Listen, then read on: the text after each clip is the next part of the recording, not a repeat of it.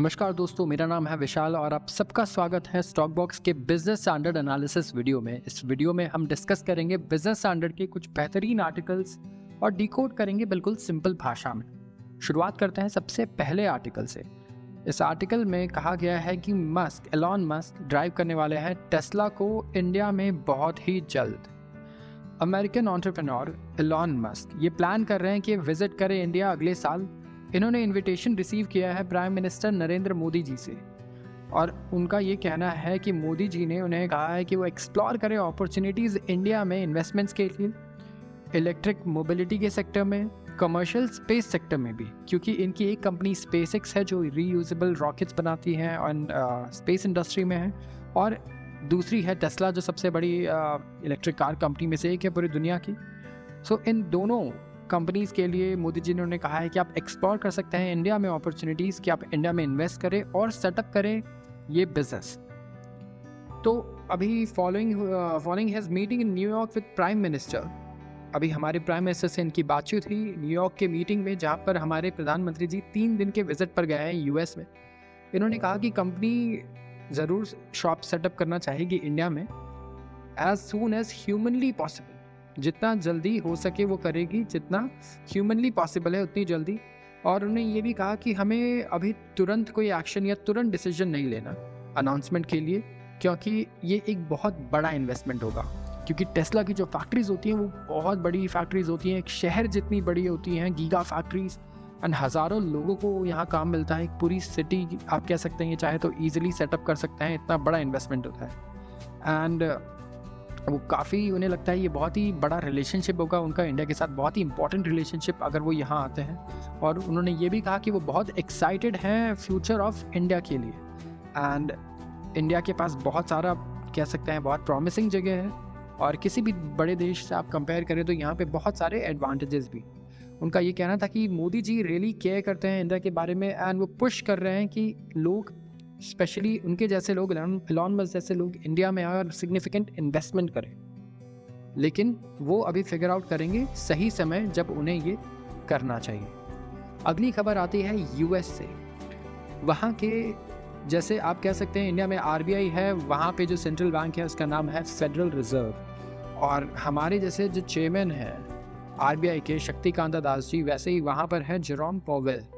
उनका कहना था कल एक अनाउंसमेंट में, उन्होंने कहा एक रेगुलर मीटिंग होती है ये उनकी कांग्रेस के सामने, कांग्रेस हम यूएस के पार्लियामेंट को कहते हैं, तो वहाँ पर ये गए और वहाँ पर उन्होंने कहा कि अभी बहुत समय लगेगा यूएस को एंड फेडरल रिजर्व को जो इन्फ्लेशन का एक्सपेक्टेड टारगेट रेट है वहाँ तक लाने में।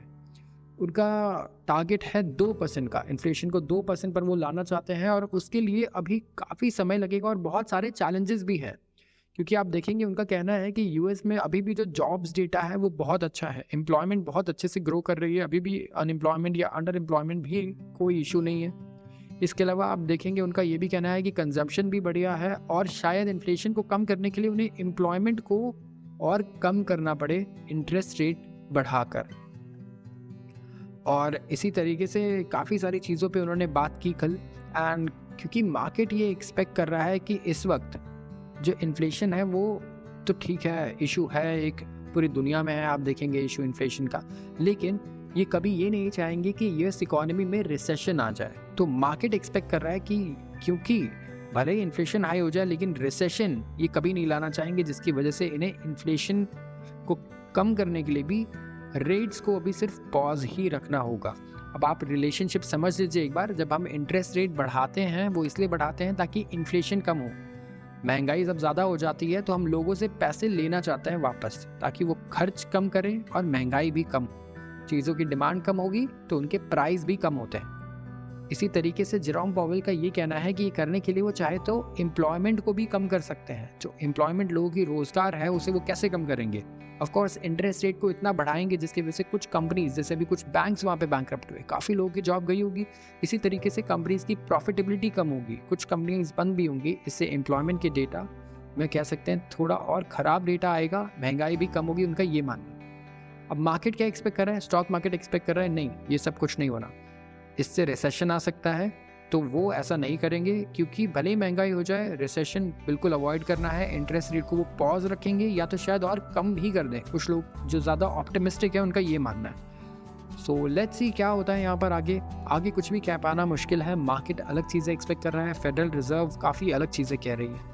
तो यहाँ पर कोई एक पर्टिकुलर अगर आप कह सकते हैं एजम्पशन बनाकर चलें तो वो बहुत रिस्की होगा ट्रेडिंग या इन्वेस्टमेंट के वक्त। तो ज़रूर हेज के साथ काम करना, अगले 1 साल हेज करना हर पोजीशन को बहुत ज़रूरी है। इसी तरीके से अगली एक मैक्रो इकोनॉमिक न्यूज़ ही है, ये है यूके के डेट के बारे में। यूनाइटेड किंगडम का जो डेट है वो 100% ऑफ जीडीपी से भी ज़्यादा बढ़ गया, और ये पहली बार हुआ है पिछले 62 सालों में, 62 ईयर्स में। वहाँ पे भी कुछ सिमिलर इश्यूज़ हैं। सबसे पहले तो इंटरेस्ट रेट उन्हें बढ़ाना पड़ रहा है, क्योंकि इन्फ्लेशन भी बहुत ज़्यादा बढ़ा हुआ है, कंट्रोल नहीं हो रहा। अब यूके गवर्नमेंट को और ज़्यादा डेट लेना पड़ा, उधार लेना पड़ा, और वो क्रॉस कर चुका है उनकी जीडीपी से भी ज़्यादा। 100% ऑफ जीडीपी, मतलब जो जीडीपी है उससे ज़्यादा उनका उधार हो गया है उनके इनकम से।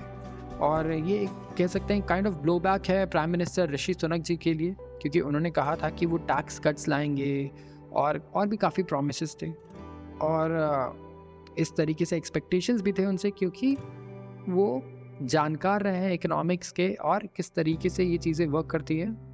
लेकिन अब देखिए कितनी ज़्यादा मुश्किलें आ रही हैं यूके के पास। ये भी ऑलमोस्ट रिसेशन हिट कर सकता है, बिल्कुल कगार पर है। जैसे जर्मनी लास्ट क्वार्टर रिसेशन में आया, वैसे ही यूके भी इस वक्त 0% के रेट से ग्रो कर रहा है, अभी जो लेटेस्ट डेटा है उसके हिसाब से। So it's not going to be easy.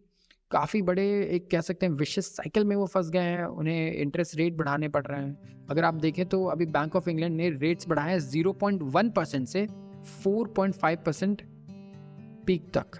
तो ये काफ़ी बड़ा इंक्रीमेंट है। एक समय पे 0.1% पे लोन मिलता था, एक समय 4.5% हो गया। तो आप देख सकते हैं कितना मल्टीफोल्ड उन्हें बढ़ाना पड़ा है। और एनर्जी बिल्स वगैरह की भी काफ़ी बढ़ गए थे, क्योंकि यूएस में जो समस्या है उससे काफ़ी बड़ी समस्याएं यूके में आई। रशिया यूक्रेन वॉर की वजह से वहाँ पे एनर्जी प्राइसेस बहुत बढ़ गए थे, जिसकी वजह से गवर्नमेंट को सब्सिडीज़ भी देनी पड़ी लोग, लेकिन फिर भी महंगाई और ज़्यादा बढ़ गई। इंटरेस्ट रेट्स जो थे उन्हें बढ़ाने के थे, लेकिन अगर ज़्यादा बढ़ाएंगे तो इंडस्ट्रीज़ और ख़त्म हो जाएंगी। तो इस तरीके से ये ऐसा विशियस साइकिल है कि आप कुछ भी करें आप लॉस ही करेंगे, और यहाँ पे आपको जो सबसे कम वर्स्ट आउटकम है वो डिसीजन लेना पड़ता है। सो ये एक बहुत ही बड़ी समस्या होती है किसी भी कंट्री के लिए। तो आज के लिए बस इतना ही। अगर आज आपको ये वीडियो पसंद आया तो अपने दोस्तों के साथ ज़रूर शेयर करें, और इस चैनल को सब्सक्राइब करना ना भूलें। धन्यवाद।